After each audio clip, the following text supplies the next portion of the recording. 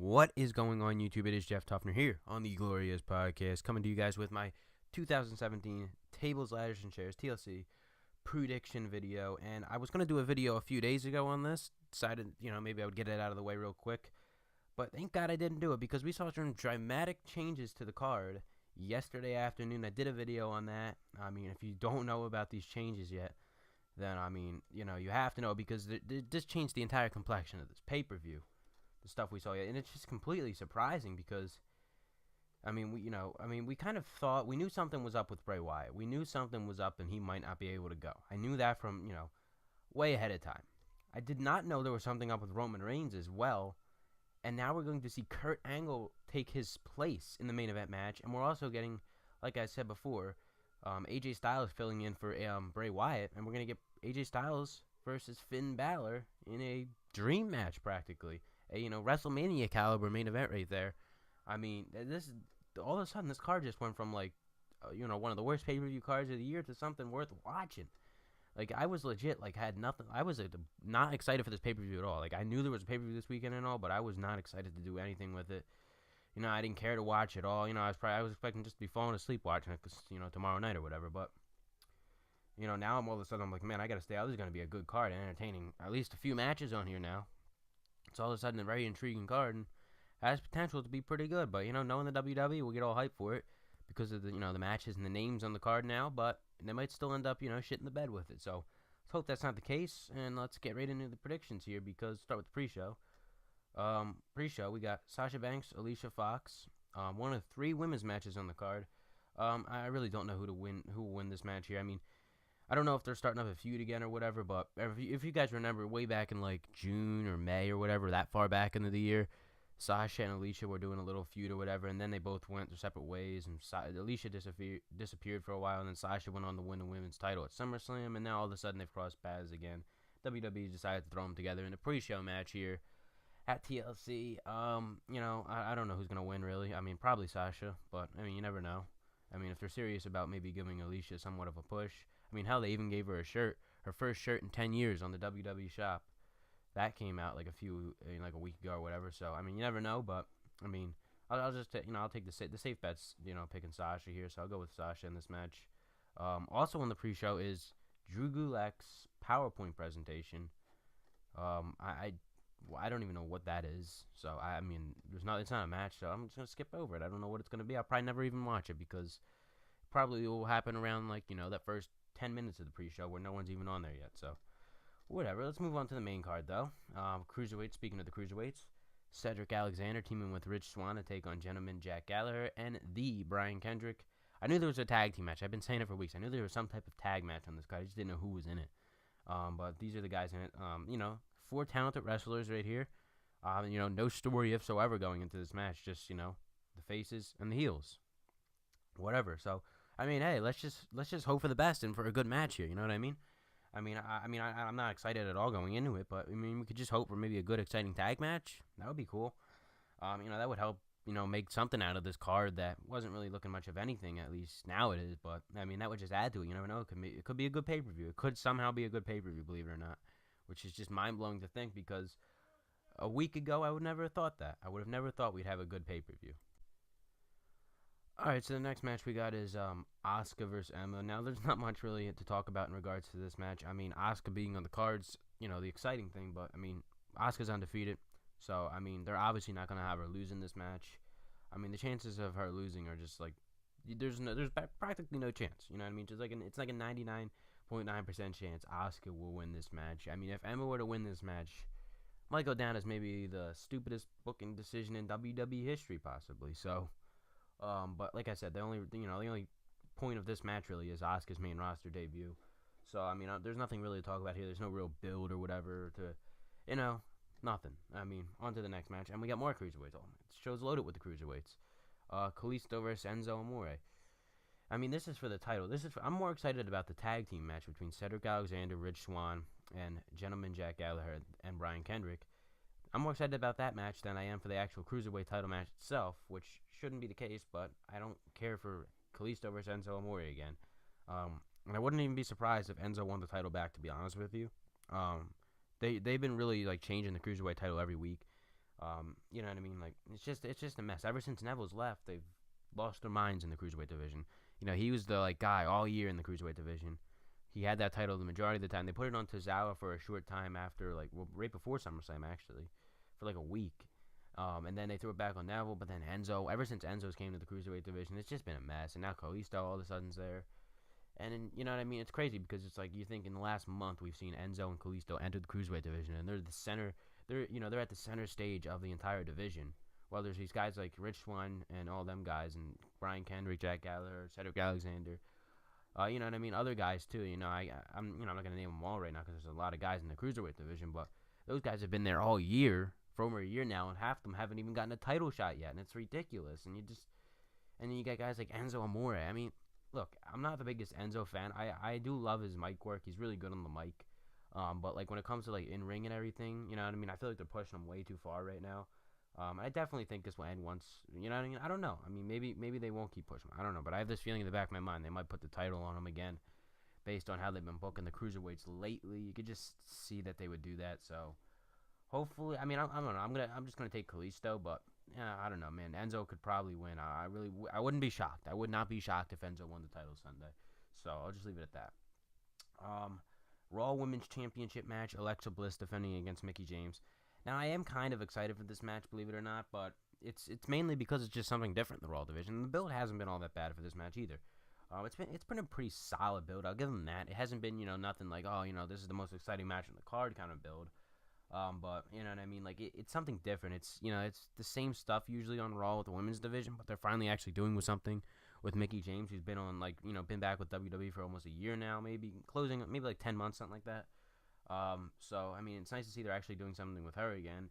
And then you know what I mean? It's just like I said, something different. The build's been okay. Hopefully it's good. Hopefully it turns out to be at least a half decent match. You know what I mean? Hopefully it's not just a boring match that just puts us all to sleep or whatever. I mean, there's 3 women's matches on the card. We get to see the debut of Asuka on the main roster, and then we get to see, Mickie James versus Alexa Bliss, and then there's Sasha versus Alicia on the pre-show. So, I mean, I don't know. Hopefully this match is good. That's all I'm hoping for. Just a good match here. I honestly don't care who wins. I'm okay with either Alexa retaining or Mickie James maybe even winning the title. I don't think Mickey's going to win the title. A lot of people are actually saying it could happen, and it wouldn't even be a long shot for her to win the title. In my mind, I think it is. I just didn't see him doing it, but I don't know. According to like the rumors and everything, that it might not be that far-fetched of an idea for them to actually throw the title on Mickie right here, and I wouldn't mind it at all. I think that would make it even better. A good match with Mickie winning the title would do really good for this show. So, I mean, I don't know. I'm just gonna go with the safe bet here though, and Alexa. I mean, like I said, I'd love to see Mickie win the title. That would be really cool. And then we get the big main event match that saw a drastic change yesterday with them replacing Roman Reigns with Kurt Angle, who's going to team with Dean Ambrose and Seth Rollins to take on The Miz, Cesaro, Sheamus, Braun Strowman, and the returning Kane, who we saw return this past Monday on Raw. This is the only match to really, like, I have been saying it, like, the reason I wasn't too initially excited for this card was because they were just focusing on this match alone. It was the Shield returning and then this big match. They were not putting any attention on anything else really on this card. Maybe a little bit on the women's match, like I said, but everything else was just like, forget it. You know what I mean? It was all this match, this match, this match. So, hopefully the expectations, it lives up to its expectations. I have been saying this is like the only match I expect to be a good match now. But, I mean, with the recent changes, now we get to see AJ Styles take on Finn Balor. I'll talk about that match in just a second. But, there's other matches now I'm expecting to be good. I don't know. My view for this entire pay-per-view has changed, like, a lot in, like, the last few days. It's just crazy. I didn't care for it at all. Now all of a sudden this has potential to be one of the better pay-per-views of the year. But as for this match, I do expect Kurt Angle, Ambrose, and Rollins to win the match, even with Roman not being there and everything. I mean, I thought the whole idea of this match really being put together was to make to try to get Roman over basically with the crowd and putting him back with the Shield and everything. And the Shield were just gonna go out there and dominate. But I don't know. I mean, you never know. Some people have even said there might be like a swerve or something where Kurt Angle, they've been hyping it up, and then Kurt Angle will like come out right before the match starts, but then he'll say he's not going to compete, and then he'll like throw Jason Jordan in the match. People would be pissed if that happened. There would be an outrage everywhere. People at the arena would be pissed because people at the arena would be basically saying, I just got screwed. I just bought tickets to the show thinking Kurt Angle's going to be on the show, and then last second they decided to throw Jason Jordan out there. Oh man, dude, WWE will get a lot of heat if they do that. I mean, I just feel like they would do that. They do that kind of stuff. They do that kind of stuff all the time. Just throw Kurt Angle's name up there because it is really surprising though that Kurt Angle's here. It's not as surprising that maybe like AJ Styles is coming over from SmackDown to take Finn Balor on, but seeing Kurt Angle like this is just like I'm surprised. Like out of all people they went to, they actually went to Kurt Angle. I'm really curious to find out if it was they went to Kurt Angle or Kurt Angle maybe himself was like, all right, I'll volunteer to be in this match. But I mean, I could really see them doing that though, like having Kurt come out and then having them throw Jason Jordan in there instead. To try to get Jason Jordan over. It's not like they've done anything with Jason Jordan either. It's still just the same thing with him. He still has no character whatsoever. You know what I mean? He gets like no reaction. He doesn't even get boos. He doesn't get cheers. It's like, yeah, there's Jason Jordan, whatever.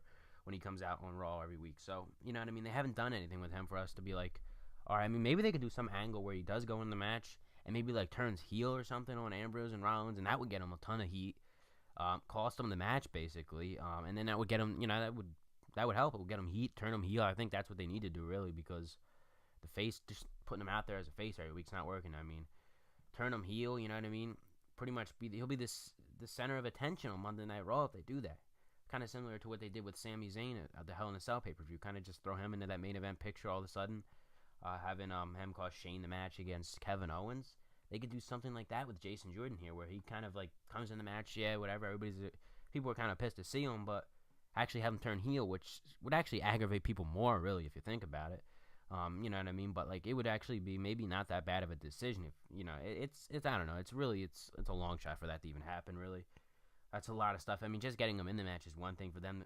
I feel like though, if he does get in the match, I really could see him doing that. Especially if the show was at least a solid show to that point, assuming this is the main event. They could definitely do something like that. I mean, I would love to see Jason Jordan end up maybe like turning heel or something, but I don't know if I want to see him in the match. I want to see Kurt. Like that's like now all of a sudden I really want to watch this show, specifically for multiple reasons now. Finn Balor, AJ Styles, obviously, and then just to see Kurt Angle return to the ring. So I don't know.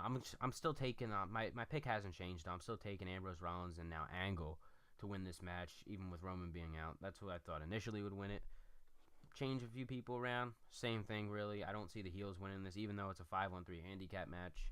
Hopefully it's a good match. I expect this to be like it will definitely be a good match kind of match here, like TLC. And now I've been saying this before in my Raw reviews in the past weeks, but I hate how this is the only TLC match on the entire card. I mean, normally, if you look back, just look back at last year's TLC pay-per-view. We had tables matches. We had a big TLC main event match. There were chair matches.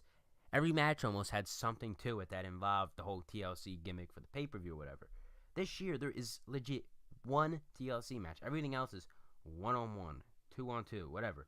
Your basic everyday matches you'd see at a normal pay-per-view. So, I mean, that kind of takes away from the whole point of the pay-per-view, you know what I mean? That's normally how I get excited about the pay-per-view, was when they, the TLC matches, because it's called TLC for a reason. I mean, they've been doing that a lot, though. You look at Extreme Rules earlier this year. There wasn't even like one Extreme. There was like one Extreme Rules match. I don't really remember anything in regards to that pay-per-view, but that was the most unextreme pay-per-view of the year. I'll leave it at that. So, I mean, that's one of my least favorite pay-per-views anyway, as it is. I mean, they've really just burned that pay-per-view to the ground over the past years. It's nothing of what it once used to be.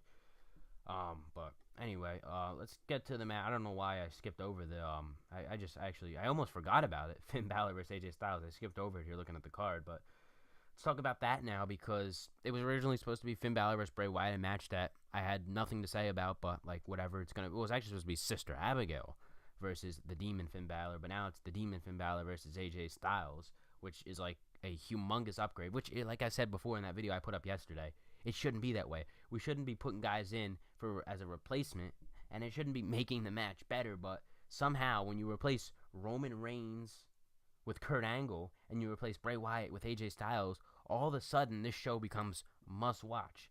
It should be the other way around. WWE's got it all backwards over there, and that's not a good sign when they're doing it that way. When they have to, when they put in replacements and people all of a sudden now are interested in the show.